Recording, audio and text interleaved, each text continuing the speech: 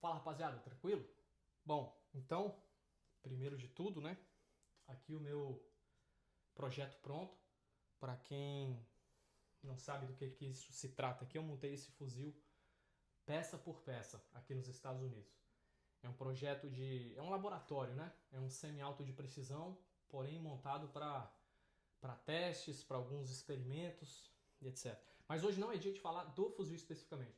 Hoje é dia de falar sobre o que eu havia prometido lá no Instagram, que é o que? Fazer um vídeo um pouco mais longo, né? uma instrução a respeito de supressores. Eu havia feito um vídeo curto falando sobre supressor no Instagram, mas esse agora aqui pro YouTube é para poder falar com mais calma, inclusive fazendo alguns desenhos, etc.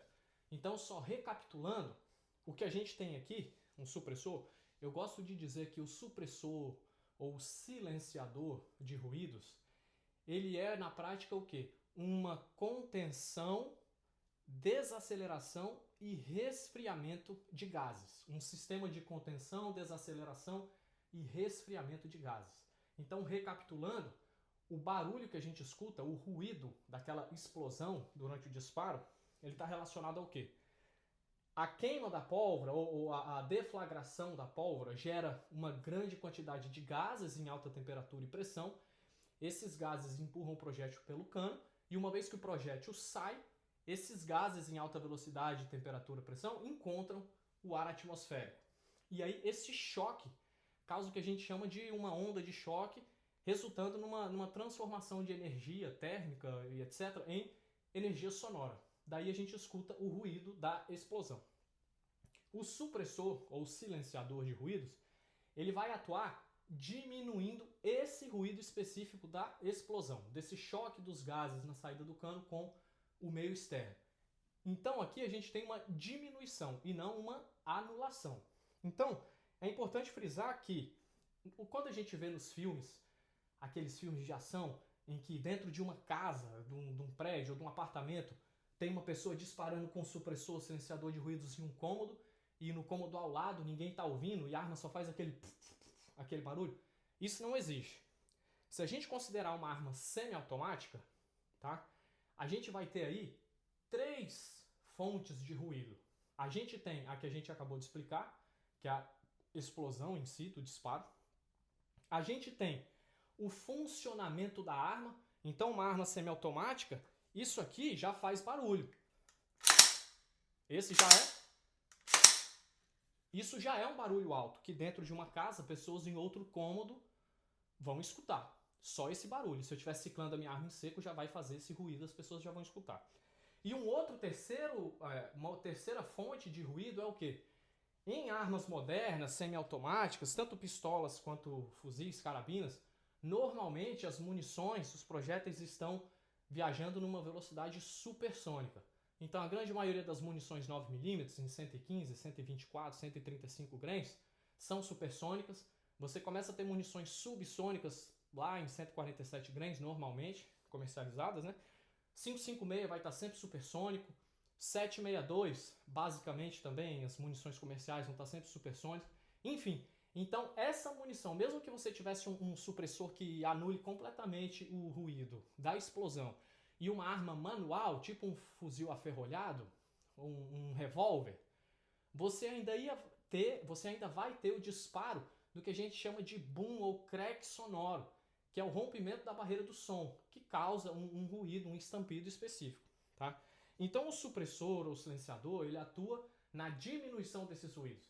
Você parar para pensar, tipo assim, um disparo que está fazendo um barulho, por assim dizer, de 150 decibéis, o supressor vai quebrar 30 decibéis esse barulho, jogando ele para 120, tá? Eu estou falando valores aqui sem muito critério, mas seria mais ou menos essa proporção, tá? Um ruído de 150 decibéis vai baixar para 120 decibéis, 125 decibéis, tá certo? Então, beleza, explicando essa parte, vamos começar a falar do supressor em si. Eu vou pegar a imagem e colocar para cima assim que eu vou fazer alguns desenhos. Eu quero pontuar o quê? É claro que no título do vídeo aí tá falando tudo que você precisa saber de supressor. Claro que, você não vai saber tudo aqui, nem eu sei tudo. Você poderia gastar horas, dias estudando e sempre conforme você estuda, mais você percebe que tem mais coisa para aprender, em qualquer tema, né? no supressor ou silenciador, no mundo do tiro, da arma, da balística, não vai ser diferente. Mas eu quero pontuar assim, a evolução histórica no que se refere a design, materiais utilizados, matéria-prima e formas de produção. Tá? Eu quero falar principalmente desses aspectos. Então, eu tenho aqui um supressor bastante moderno, ele está aqui com uma capa de proteção para não esquentar muito quando a gente pega ele na mão depois de alguns disparos, etc. Mas é um supressor extremamente moderno e eu vou explicar o que ele tem de diferente de supressores convencionais, beleza? Então vamos passar a imagem para uma imagem superior, onde eu vou fazer alguns desenhos.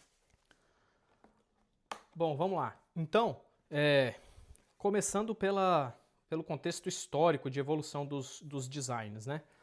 O que a gente tinha antigamente, ainda tem hoje, né? Mas os supressores, os silenciadores, eles iniciaram com normalmente o seguinte design. O supressor, ele é o quê? Ele é normalmente um tubo com divisões internas ou câmaras internas por onde esses gases vão entrando, se resfriando e desacelerando e saem de maneira mais lenta e resfriada, por assim dizer, nesse orifício de saída. Então aqui seria o cano, os gases entram, ocupam essa câmara, depois começam a ocupar essa e essa. E conforme eles vão passando por cada câmara, eles vão resfriando, desacelerando, diminuindo a pressão. Essas câmaras, normalmente, como é que elas eram feitas, né? Normalmente, você tinha um tubo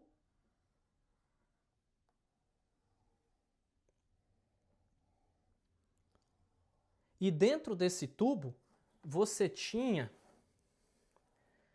câmaras formadas pelo encaixe de peças. Um design básico desse tipo de peça é mais ou menos esse, como se fossem taças. E uma encaixa na outra. E nessas taças, conforme você tem as primeiras taças e depois as taças subsequentes dentro do supressor, você pode ter o quê? Orifícios laterais aqui também de escape de gás. Esses orifícios podem ir diminuindo conforme o gás vai passando, porque essa primeira câmara, as primeiras câmaras são as que recebem maior pressão de gases, né? Então, normalmente tem um espaço maior nessa primeira câmara e depois espaços menores nas câmaras subsequentes, tá? E aí, o bom desse design é que você pode desmontar essa estrutura e você pode fazer uma manutenção ou troca dessas peças internas, tá? Depois, com o tempo, com o advento das máquinas CNC, né, que são máquinas de usinagem em várias direções, etc., e computadorizadas, né, com movimentos muito precisos, definidos por computador, você conseguia ter o quê? Ao invés de fazer um tubo com diversos copos, você pegava uma peça maciça, imagina um pedaço de aço maciço, uma barra, e você usinava essa peça da forma que você quisesse, criando essas câmaras, além, obviamente, de um canal central por onde o projétil passa. E aí você tinha uma peça única. A vantagem dessa peça única é que ela aguentaria mais pressão, não ia ter quebra de peças, não ia ter problema de encaixe inadequado dessas peças, câmaras internas. Você teria maior precisão e maior resistência de materiais. Por outro lado, é um sistema mais caro, porque você vai ter o quê? Perda de material. Você vai ter uma barra maciça que você vai precisar o quê? Usinar ela, vai precisar arrancar material dela, tá? Então, imagina uma barra de 200 gramas, no final ela vai estar com 70 gramas. Essas 130 gramas foram perdidas, né, em material de descarte, vamos dizer assim. Mas ainda hoje é muito utilizado esse método. Por fim, o que há de mais moderno em referência à usinagem, à produção de supressores é o quê? Hoje a gente já tem as impressoras 3D. O que começou só com plásticos, né, polímeros, hoje você já tem impressão 3D de metais, usando metais. Então, o metal ele é inserido na máquina em forma de pó, e esse pó, ele vai sendo, imagina cada grãozinho desse pó, sendo colocado por um tubo injetor, uma agulha injetora, e com temperatura e pressão, esses grãos vão se soldando uns aos outros e você vai formando uma peça metálica. Então você consegue fazer uma peça, entre aspas, de aço maciço, vamos dizer assim, é uma peça única, né? Uma peça extremamente resistente, sem perda de material. Isso facilitou o quê? O que a gente vai explicar agora adiante, que é o uso de materiais mais caros. Então imagina que se você tem um tubo maciço que você vai ter que usinar, jogando fora esse material usinado, se você tem um material muito caro, você está perdendo dinheiro aqui. Enquanto que na impressão 3D você não tem essa perda de material, porque o material vai sendo injetado exatamente na quantidade no local que você precisa, tá? Então isso facilitou muito. Por que é importante essa evolução de design? Porque aí vamos lá. Primeiro ponto, falando em material. Antigamente, ou melhor dizendo, até eu falo antigamente, mas você ainda tem hoje todos esses diversas marcas e modelos que usam diferentes materiais e diferentes designs de supressor. Mas em relação ao material, você pode ter aqui, ó, alumínio. Você pode ter aço, vamos colocar aço carbono convencional, igual o material aço de cano, por exemplo, um aço 4140, 4150, etc. Aí você tem aço inoxidável, ligas de aço inox, né? Você tem o que? Titânio. Você tem também uma liga muito interessante, que a gente chama de Inconel. E a gente tem algumas outras ligas mais modernas, e eu vou explicar qual seria a ideia de cada material aqui. Então, o alumínio, ele é barato, ele é fácil de usinar, tá? Então, essas são grandes vantagens. Porém, como desvantagem, ele não vai ter a mesma resistência a alta temperatura e pressão, tá certo? Resistência térmica, por assim dizer. Ele não trabalha bem em altas temperaturas e pressão. E ele é mais frágil. Ele não tem a mesma resistência física mesmo que um aço, tá? Se você tem uma arma 22 LR ou mesmo 9mm, 38, calibres curtos, você pode ter um supressor cujas câmaras internas são em alumínio e você não vai ter tantos problemas, tá? Uma outra vantagem aqui em relação à oxidação. Então, alumínio, né, você não vai ter ferrugem no alumínio, etc., como um aço convencional. Então, ele tem uma boa resistência à oxidação. Já o aço carbono, sim, eu acho que eu já falei, o alumínio é barato também, né? O aço carbono, ele também é barato, não tanto quanto o alumínio, mas é barato. Ele é relativamente fácil de moldar, não tanto quanto o alumínio, mas comparado com outros, fácil de trabalhar, tá? Porém, ele tem uma melhor resistência à temperatura e pressão que o alumínio, porém ele vai ter como desvantagem maior peso que o alumínio, maior custo que o alumínio, tá? Porém, se você tem ali uma arma que já precisa de um pouco mais de resistência, um calibre que precisa de um pouco mais de resistência, ou seja, você está saindo já de uma simples carabina 22 e indo já para uma submetralhadora 9mm, que vai ter uma cadência de fogo maior, etc., o alumínio já deixa de ser interessante e você já começa a precisar de algo mais resistente. O aço pode ser uma opção que funciona bem, ainda sendo mais barata, vamos dizer assim. Aí depois você entra em ligas de aço inoxidável. O aço inoxidável, em relação à resistência, você consegue ter ligas que oferecem o quê? Comparado com o aço carbono. Apesar da mesma resistência física, de maneira generalizada, você vai ter maior resistência à oxidação, obviamente, né, como o próprio nome já diz, aço inox, e você também vai ter melhor resistência a altas temperaturas e pressão, com ligas de aço inox, tá? Então tem aí algumas vantagens e desvantagens. Já o titânio, e o supressor da Fire Eagle no Brasil, por exemplo, é de titânio. Muitas pessoas acham que é a melhor coisa do mundo, etc. Não é bem assim. O titânio, ele vai ser mais caro que o aço inox, mais caro que o aço carbono, mais caro que o alumínio. Porém, a grande vantagem dele é o quê? Ele vai oferecer a mesma resistência, de maneira assim, aproximada, né? A mesma resistência do que um aço convencional, um aço inox, porém com um peso 30% até 40% menor, tá?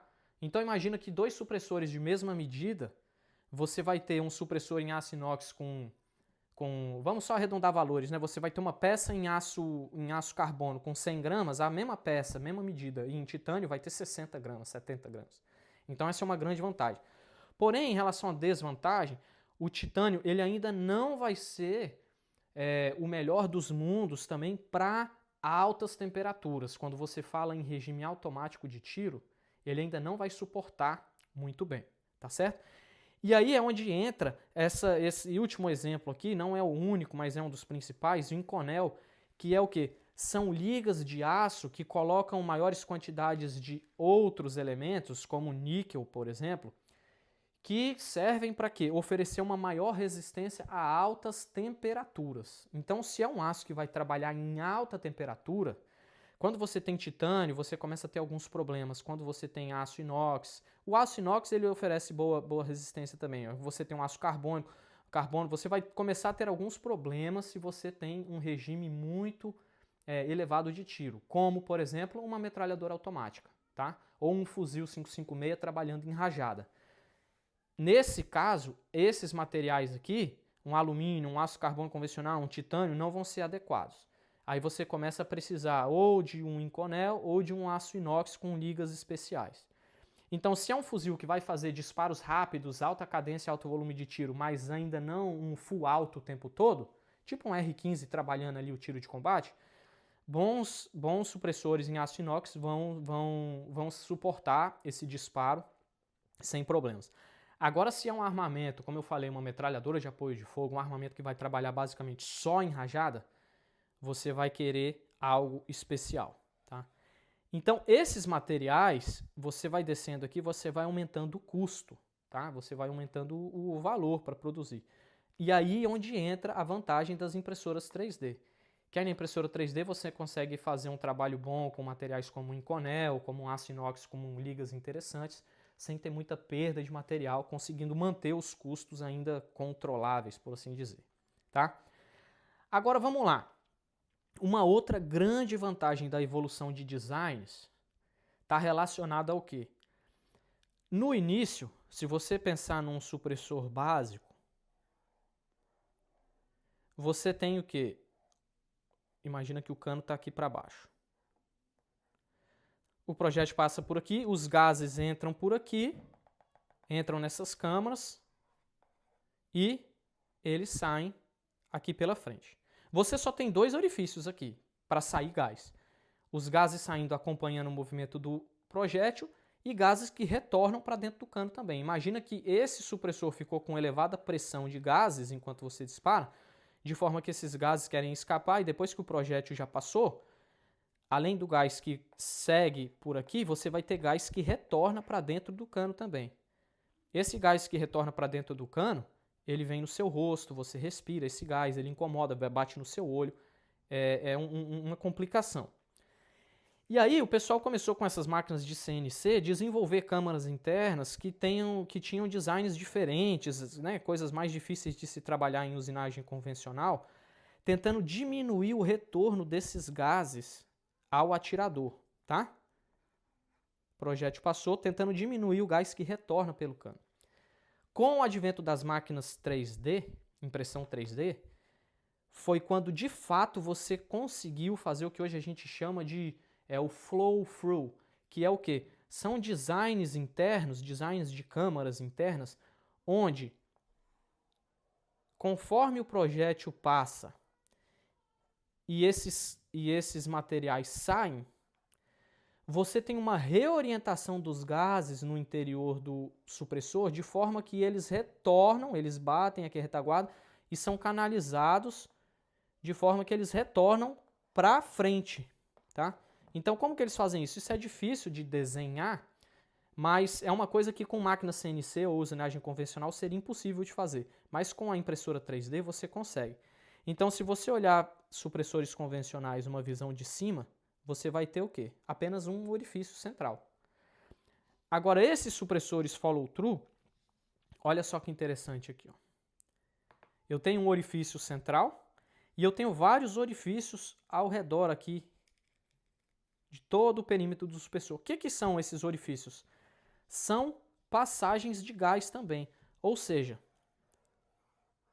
o gás em alta temperatura e pressão que entrou aqui no supressor, você tem designs que fazem com que esses gases girem pelo supressor e saiam, além do orifício central, por outros orifícios ao redor aqui do orifício central. Assim você tem uma diminuição dos gases que retornam para o cano. Tá? Essa é a ideia dos supressores de flow-through. A grande vantagem disso é o quê? Que você tem maior conforto ao disparar, você não está respirando esses gases. Né? Já em relação à desvantagem, normalmente quando comparado com um supressor de mesmas medidas, né, mas que não tenha isso, que tem apenas um orifício lá na saída e o orifício de entrada, a redução do ruído, em tese você vai esperar que ela seja um pouco pior no flow-through, mas é pouca coisa, tá? Você assim percebe pouco. Então você vai ter um maior conforto durante os disparos, tá? Porém, você poderia ter uma pequena perda na eficiência de supressão dos ruídos quando comparado com um supressor que não seja de flow-through. Beleza? Então vamos lá. Novamente, em relação a Fire Eagle no Brasil, que é basicamente o que existe disponível para alguém comprar aí no Brasil, né? A Fire Eagle, se você olhar o supressor, você vai ver que tem uns risquinhos assim nele, tá? Que é justamente nessa ideia de câmaras que se encaixam, tá? E você vai ver que o material da Fire Eagle é titânio. Então é um supressor, você vai perceber que o supressor da Fire Eagle ele é grande, ele é bem comprido, ele não tem essas câmaras de flow-through, ele não tem um sistema de flow-through, ou seja, ele não é feito em impressora 3D, né, até onde eu sei, usinagem convencional, CNC, e ele é de titânio, o que oferece um bom peso. Então é um supressor que vai te dar boa supressão de ruído, mas vai te dar bom peso, porém vai te dar maior volume, né? Se você comparar aquele supressor com um supressor desse aqui, da Huxworks, esse ele é bem pequeno, tá? Em relação ao tamanho de supressor, você também, para finalizar, né, você vai naturalmente entender que um supressor maior, um supressor menor, o supressor maior ele vai aquecer menos, porque ele tem maior capacidade de contenção de gases aqui, e ele vai ser mais eficiente na diminuição dos ruídos, comparado com um supressor menor. Porém, um supressor maior vai ser mais pesado, vai ser mais caro, talvez, porque economiza mais material, e esse peso também pode influenciar, do ponto de vista do disparo, a balística ali, colocando mais peso na ponta do cano, mudando um pouco mais os harmônicos, os movimentos, as oscilações do cano durante o disparo. Então, no mundo da teoria, você pode esperar talvez uma maior mudança do ponto de impacto da arma com e sem supressor, quando você coloca um supressor que seja muito longo e muito pesado no cano. Você pode esperar maior variação. Não necessariamente vai acontecer, mas só do ponto de vista do campo teórico aqui, você vai ter talvez maior influência nos harmônicos do cano quando você coloca mais peso ainda no cano. Mais peso e mais peso à frente também, por ele ser mais longo. Tá certo? Então é isso. Tá aí a instrução. Qualquer dúvida ou algo que eu esqueci de falar, naturalmente a gente esquece às vezes de alguns detalhes, que é sem roteiro, só falando de maneira descompromissada. Vocês podem dar um bisu aí. Beleza? Mas é isso. Tamo junto. Grande abraço. Caveira.